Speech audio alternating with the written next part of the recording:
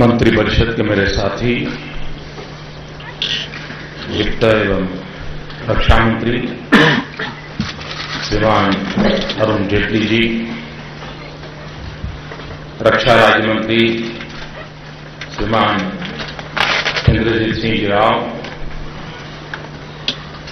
Doctor Avinash जी, doctor Markandeya जी, उपस्थित सभी महानुभाव,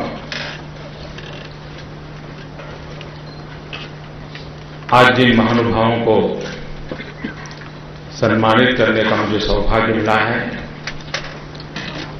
उन सबको मैं हृदय से अभिनंदन करता हूं, बधाई देता हूं।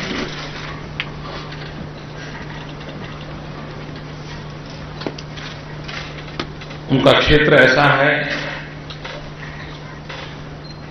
कि वे न प्रेस कॉन्फ्रेंस कर सकते हैं, न दुनिया को बता सकते हैं कि क्या रिसर्च कर रहे हैं, और रिसर्च हो जाने के बाद भी दुनिया के सामने अपनी बात खुले रूप से रखने का उनको अधिकार नहीं होता है। ये अपने आप में बड़ा कठिन काम है, लेकिन ये तब संभव होता है जब एक ऋषि मन इस कार्य से जुड़ता है। हमारे देश में हजारों साल पहले वेदों की रचना हुई, आज भी मानव जात को प्रेरणा देते हैं, लेकिन कहां किसको पता है वेद किसने लिखे हैं। वे ऋषि भी तो वैज्ञानिक थे, वैज्ञानिक तरीके से समाज जीवन का दर्शन करते थे, दिशा देते थे। वैज्ञानिकों का भी वैसा ही होता है। वे एक लेबोरेटरी में तपस्या करते हैं, परिवार तक की देखभाल भूल करके अपने आप को समर्पित कर देते हैं, और तब जाकर के मानव कल्याण के लिए कुछ चीज दुनिया के सामने प्रस्तुत होती है। तो ऐसी तपस्या करने वाले और देश की ताकत को बढ़ावा देने वाले, मानव की रक्षा के लिए कृत संकल्प इन सभी वैज्ञानिक अभिनंदन के बहुत बहुत अधिकारी हैं।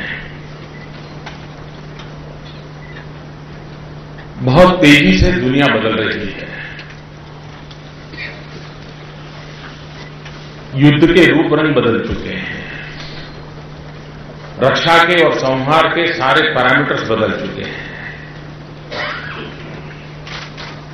टेक्नोलॉजी पूरी तरह जैसे जीवन के हर क्षेत्र में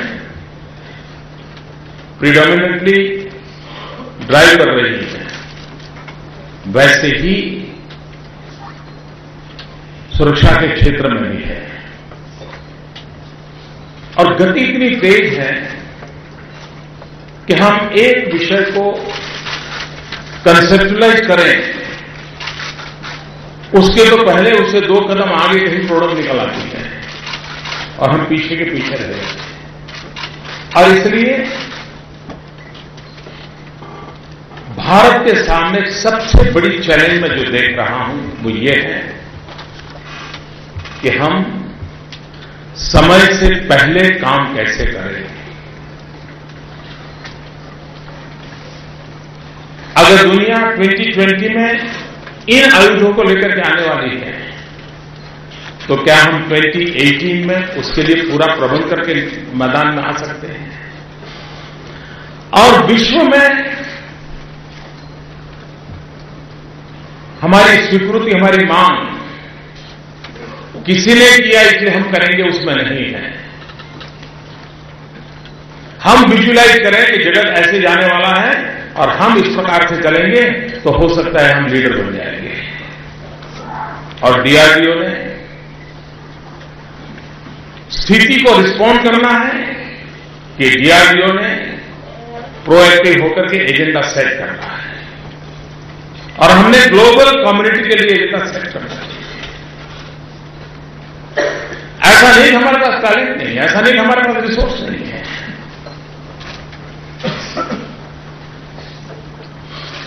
लेकिन हमने स्वभाव से अरे चलो चलता है, क्या तकलीफ है। दूसरा जो मुझे लगता है, डीआरडीओ का कंट्रीब्यूशन कम नहीं है, बहुत महत्वपूर्ण है। इसको जितनी बधाई दे उतनी कम है। और इस क्षेत्र में लगे हुए छोटे मोटे हर कोई अभिनंदन के अधिकारी है। लेकिन कभी उसको वैज्ञानिक तरीके से भी सोचने की आवश्यकता है। अभी मैं अविनाश जी से चर्चा कर रहा था, डीआरडीओ और डीआरडीओ से जुड़े हुए प्राइवेट इंडिविजुअल और कंपनीज, इनको तो हम अवार्ड दे रहे हैं और अच्छा भी है। लेकिन शायद भविष्य में मुझे आवश्यक लगता है कि डीआरडीओ एक दूसरी कैटेगरी के अवार्ड की व्यवस्था भी सोचे, जिसका डीआरडीओ से कोई लेना देना नहीं है, जिसने कभी डीआरडीओ से कोई काम नहीं किया है, लेकिन इस फील्ड में रिसर्च करने में उन्होंने कुछ न कुछ कंट्रीब्यूशन किया है। एज ए प्रोफेसर किया होगा, कहीं किया होगा, इंफॉर्मेशन कम्युनिकेशन टेक्नोलॉजी की दुनिया के लोग होंगे, उनको भी खोजा जाए, परखा जाए, तो हमें एक टैलेंट जो आउट ऑफ द डीआरडीओ है, उनका भी पूल बनाने के लिए हमें संभावना पैदा होगी। और इसलिए हमने उस दिशा में सोचना चाहिए। तीसरा एक मेरा आग्रह है कि हम कितनी ही रिसर्च क्यों न करें, लेकिन आखिरकार चाहे जल सेना हो, थल सेना हो या नभ सेना हो, सबसे पहला नाता उसका आता है, क्योंकि उसी से उसका गुजारा करना है, ऑपरेट उसी ने करना है। लेकिन सेना में जो जवान है, अफसर होगा, छोटा जवान होगा, वो रोजमर्रा जिंदगी को जीता है। काम करते करते उसके मन में भी बड़े इनोवेटिव आइडियाज आते हैं।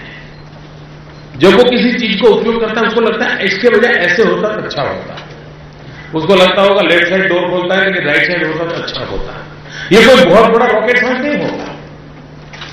क्या कभी हम तीनों हमारे दल को, जल सेना, थल सेना, नभ सेना, उनमें भी जो एक्चुअली जो आज सेवा में रत है, उनको कहा जाए कि आप में कोई इनोवेटिव आइडियाज होंगे तो उसका भी कॉम्पिटिशन होगा। आप अपने काम करते, जैसे एजुकेशन में बदलाव कैसा है, तो एक टीचर जो अच्छे प्रयोग करता है, वो आगे चल करके वो आइडिया इंस्टीट्यूशन में कन्वर्ट हो जाता है और वो आने वाली पीढ़ियों तक काम आता है। वैसे सेना में काम करने वाले टेक्निकल पर्सन हैं, सेवा में रत लोग हैं। हो सकता है पहाड़ में चलने वाली गाड़ी रेगिस्तान में न चले तो उसकी कुछ आइडियाज होंगे। हमने इसको प्रमोट करना चाहिए और एक extension of the DRDO type हमने इवॉल्व करना चाहिए। अगर ये हम इवॉल्व करते हैं तो हमारे तीनों क्षेत्र में काम करने वाले इस प्रकार के टैलेंट वाले जो फौजी हैं, अफसर हैं, वे मैं मानता हूं ज्यादा प्रैक्टिकल सॉल्यूशंस हमें दे सकते हैं या हमें स्पेसिफिक रिसर्च करने के लिए वो आइडिया दे सकते हैं। भाई इस समस्या का समाधान दो और डीआरडीओ कर सकता है, उस पर हमें सोचना चाहिए। चौथा जो मुझे लगता है कि हम डीआरडीओ के माध्यम से समाज में किस प्रकार से, जैसे हम इतने साइंटिस्टों का हमने अवार्ड दिया, क्या हम देश भर में से इस क्षेत्र में रुचि रखने वाली अच्छी यूनिवर्सिटी हो उनको आइडेंटिफाई करें और एक साल के लिए स्पेशली इन साइंटिस्टों को उस यूनिवर्सिटी के साथ अटैच करें। वो यूनिवर्सिटी के स्टूडेंट्स के साथ इनके डायलॉग हो, उनका मिलना जुलना हो, साल में 8-10 सिटिंग हो जाए, तो वहां जो नौजवान है उनके लिए ये साइंटिस्ट बहुत बड़ा इंस्पिरेशन बन जाएगा। जो सोचता था कि मैं अपनी कैरियर ये बनाऊंगा, लेकिन वो सोचना लगा अरे भाई इन्होंने अपना जीवन खपा दिया, चलिए मैं भी अपनी कैरियर का सपने छोड़ दूं, मैं भी अपने आप को खपा दूं और हो सकता है वो देश को कुछ देकर के जाए। यानी हमारा काम है संस्कार संक्रमण का, एक जनरेशन से दूसरी जनरेशन, हमारा ये सामर्थ्य को कैसे हम परकोलेट भी करें, डेवलप भी करें। और ये काम हम जब तक हम एक मैकेनिज्म नहीं बनाएंगे, कोई यूनिवर्सिटी अपने एनुअल फंक्शन में किसी साइंटिस्ट को बुला के एक बात है, लेकिन हम इनकी टैलेंट, इनकी तपस्या, उनके योगदान को किस प्रकार से उनके साथ जोड़े तो हो सकता है कि वो बहुत काम आएगा। क्या इन साइंटिस्टों को सेना के लोगों के साथ कभी इंटरफेस होने का मौका मिलता है क्या? क्योंकि इतनी बड़ी इन्होंने रिसर्च की है, सेना के जवान को ये मिलने से एक बहुत बड़ा रक्षा का विश्वास पैदा होता है। क्या कभी सेना के जवान ने उस ऋषि को देखा है जिसने उसकी रक्षा के लिए 15 साल लेबोरेटरी में जिंदगी गुजारी?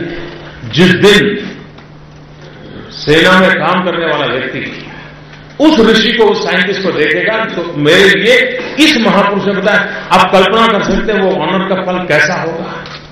और इसलिए हमारी पूरी व्यवस्था एक दायरे से बाहर निकाल करके, जिसमें एक ह्यूमन टच हो, एक इंस्पिरेशन हो, उस दिशा में उसको कैसे ले जा सके। अगर उस दिशा में, और मैं मानता हूं अभी ये जिन लोगों का सम्मान हुआ, उनकी स्पेशलिटी वाले और उनका उपयोग करने वाले लोगों को एक बार मीटिंग करके देखते हैं, आपको अनुभव आएगा इस फंक्शन से भी उसका इंस्पिरेशनल लेवल अनेक गुना हाई हो जाएगा। आप देखें, क्योंकि वो अच्छा काम करने वाले को भी प्रेरणा देगा, और जिसने उनके लिए काम किया उन जवानों को भी नई ताकत देना, अच्छा हमारे लिए इतना काम होता है। उसी प्रकार से डीआरडीओ के कुछ लेयर बनाने चाहिए, ऐसा मुझे लगता है। हो भी सकते, मेरा कोई उतना ज्यादा अध्ययन नहीं है। एक तो है हाईटेक की तरफ जाना और बहुत बड़ा नया इनोवेशन शुरू करना, लेकिन एट द सेम टाइम रोजमर्रा की जिंदगी जीने वाला जो हमारा फौजी है उसकी लाइफ में कंफर्ट आए, ऐसे साधनों की खोज, उसका निर्माण, ये कैसे? आज अगर उसका वाटर बैग 300 ग्राम का है तो उतना ही अच्छा वाटर बैग 150 ग्राम का कैसे बने ताकि उसको वजन कम होना पड़े। आज उसके जूते इतने वेट के हैं, पहाड़ों में ये तकलीफ होती है, रेगिस्तान में ये तकलीफ होती है, इसमें रिसर्च कौन करे? क्या कभी जूते बनाने वाली कंपनी और डीआरडीओ का इस काम करने वाले लोग, इनका कभी इंटरफेस होता है? वे रिसर्च करके देते हैं। यानी डीआरडीओ को एक लैब से बाहर निकल करके, और जो कि रोजमर्रा की जिंदगी है, आप देखिए हम इतना इनोवेशन के साथ हमारे लोग आएंगे, इतनी नई चीजें देंगे जो हमारे सेना के जवानों के लिए बहुत ही कंफर्ट ऐसी व्यवस्थाओं को विकसित करा सकता है, बहुत लाभ कर सकता है। उस दिशा में कुछ सोचा जा सकता है क्या? एक और विषय मेरे मन में आता है, आज डीआरडीओ के साथ करीब 50 लेबोरेटरी भिन्न भिन्न क्षेत्र में काम कर रही है। क्या हम तय कर सकते हैं कि मल्टी टैलेंट का उपयोग करने वाली जो व्यवस्था है, ऐसी 5 लैब हम ढूंढे 50 में से, हर में डिसीजन ले कि 5 लैब ऐसी होगी जिसमें नीचे से ऊपर एक भी व्यक्ति 35 एज ग्रुप से ऊपर का नहीं होगा, सबके सब बिलो 35। अल्टीमेट डिसीजन लेने वाले भी 35 के नीचे के होंगे। एक बार हिम्मत के साथ हिंदुस्तान की यंगेस्ट टैलेंट को हम अवसर दें और उनको बताएं कि दुनिया आगे बढ़ रही है, आप बताओ। मैं विश्वास है कि हमारे देश की टैलेंट में दम है, वो हमें बहुत कुछ नई चीजें दे सकता है। अब आज साइबर सिक्योरिटी की बहुत बड़ी लड़ाई है, मैं मानता हूं 20-25 साल का नौजवान बहुत अच्छे ढंग से करके दे देगा, क्योंकि उसका विकास इस दिशा में हुआ है, उसको तुरंत चीजें ध्यान में आती है। क्या हम 5 lab totally dedicated to below 35 age group और उसकी डिसीजन मेकिंग प्रोसेस आखिर तक 35 के नीचे के लोगों के हाथ में दे दी जाए? हम रिस्क लें, हमने बहुत रिस्क लिए हैं, क्या है? एक रिस्क और ले लें। आप देखिए, एक नई हवा की जरूरत है, एक फ्रेश एयर की जरूरत है, और फ्रेश एयर आएगी हमें लाभ होगा। डिफेंस सिक्योरिटी को लेकर के हमने सामान्य हमारे स्टूडेंट्स को भी तैयार करना चाहिए। क्या कभी हमने सरकार के द्वारा, स्कूलों के द्वारा साइंस फेयर होते हैं, बहुत होते हैं, क्या कभी उनको ये कहा कि ये साइंस फेयर 2015 का will be dedicated to only the defence related issues? सब नौजवान खोजेंगे भाई, अपना प्रोजेक्ट लाएंगे, टीचर भी इंटरेस्ट लेगा, तो डिफेंस में क्या क्या होता है स्टडी होगा, प्रोजेक्ट रिपोर्ट बनेंगे। लाखों की तादाद में हमारे स्टूडेंट्स को डिफेंस साइंस भी एक बहुत बड़ा काम है, डिफेंस टेक्नोलॉजी एक बहुत बड़ा काम है, डिफेंस रिसर्च एक काम है, उसके सोचने की खिड़की खुल जाएगी। हो सकता है 1 लाख में से 2-4 ऐसे भी निकल आए जिनको मन कर जाए यार इसको हम कैरियर बना रहे हैं। हमने देखा है कि आजकल टेक्निकल यूनिवर्सिटी की एक ग्लोबल रोबोट ओलंपिक होता है, नेशनल लेवल का होता है। क्या हम उसको स्पेशली डीआरडीओ के साथ पार्टनरशिप करके ये robot competition only dedicated to defence. आप देखिए ये जो नौजवान रोबोट के द्वारा फुटबॉल खेलते हैं, रोबोट के द्वारा क्रिकेट खेलते हैं, वो सारी चीजें करते हैं, उसका मजा भी लेते हैं, उसका कंपटीशन भी होता है, लेकिन उसको 2 स्टेप अहेड, 3 स्टेप अहेड हमें उसकी एक चीजें कर सकते हैं। एक नए तरीके से, नए सोच के साथ और सभी लोगों को जोड़ करके हम इस पूरी व्यवस्था को विकसित करें। और साथ साथ समय की मांग है, दुनिया हमारा इंतजार नहीं करेगी, हमें ही समय से पहले दौड़ना पड़ेगा। और इसलिए हम जो भी सोचें, जो भी करना चाहिए, जी जान से जुट करके समय से पहले करने का संकल्प करें, वरना कोई प्रोजेक्ट कंसीव हो गया 1992 में और 2014 में अभी थोड़े दिन लगेंगे, तो ये दुनिया बहुत आगे बढ़ जाएगी। और इसलिए आज जब डीआरडीओ से संबंधित सभी प्रमुख लोगों से मुझे मिलने का अवसर मिला है, इतना उत्तम काम किया है और पोटेंशियल है। लोग कहते हैं कि मोदी जी आपकी सरकार से अपेक्षाएं बहुत है, जो करेगा उसी तो अपेक्षा होती है, जो नहीं करेगा उसे कौन अपेक्षा करेगा। तो डीआरडीओ से भी तो मेरी अपेक्षा क्यों है? मेरी अपेक्षा इसलिए है कि डीआरडीओ में करने का सामर्थ्य है, ये मैं भली भांति अनुभव करता हूं।